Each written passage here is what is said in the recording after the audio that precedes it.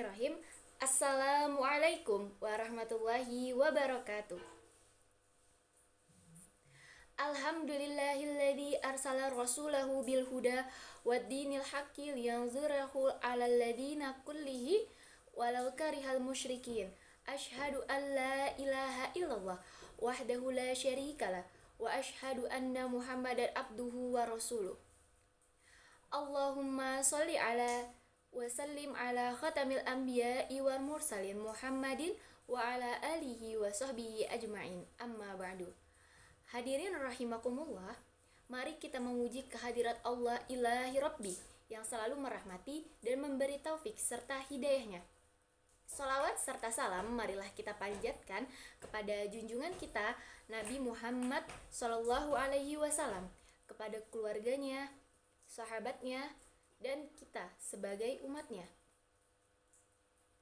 Keyakinan orang beriman akan adanya kehidupan sesudah kematian menyebabkan dirinya ini selalu berada dalam metode standby menghadapi kematian. Ia memandang kematian ini sebagai suatu keniscayaan. Tidak seperti orang kafir yang selalu saja berusaha untuk menghindari kematian. Orang beriman sangat dipengaruhi oleh pesan Nabi, yang dimana Nabi pernah bersabda, Bismillahirrahmanirrahim, An Abi Hurairah qala Rasulullah sallallahu alaihi wasallam, aktsiru dzikra hadhihi min ladati ya'nil maut. Qala wa fil baba an Abi Sa'idin qala Abu Isa hadza hadisun hasanun gharib.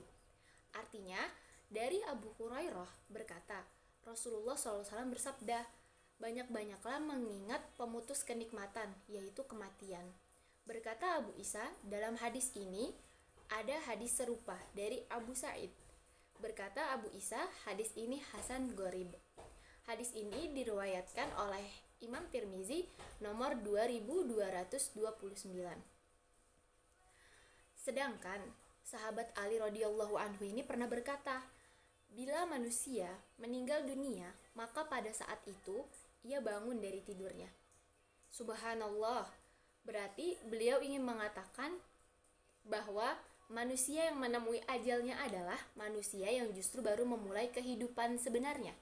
Sedangkan kita yang masih hidup di dunia ini justru masih belum bangun.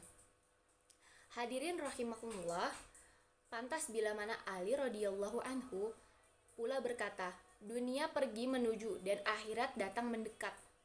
Karena itulah jadilah kalian anak-anak akhirat. Jangan jadi budak dunia. Sekarang waktunya beramal dan tidak ada penghabisan. Sedangkan besok waktunya penghabisan, tidak ada amal. Bagaimana kematian orang beriman? Nabi Shallallahu Alaihi Wasallam pernah bersabda, Bismillahirrahmanirrahim, an qatada ani ibni Buraidata an abihi annahu kana bi Khurasani fa'ada akhalahu wa huwa maridun fawajadahu bil maut wa idza huwa ya'rafu yabilahu faqala Allahu akbaru sami'tu Rasulullah sallallahu alaihi wasallam yaqulu mautul mu'min bi araqil jabain. Dari Qatadah, dari Ibnu Buraidah, dari ayahnya, bahwa ia berada di Khurasan. Ia menjenguk saudaranya yang sakit. Ia menemuinya tengah sekarat dan dahinya berkeringat. Ia pun berkata, Allahu Akbar, aku mendengar Rasulullah SAW bersabda, orang mukmin meninggal dunia dengan mengeluarkan keringat di dahinya.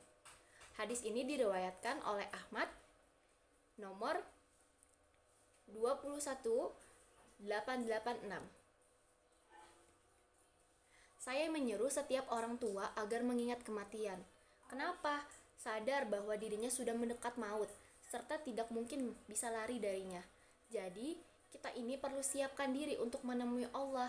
Karena itu sudah sempatasnya ia menjauhi akhir kehidupan yang jelek dan memperbanyak amal kebaikan sehingga dapat berjumpa dengan Allah dalam keadaan diridhoinya.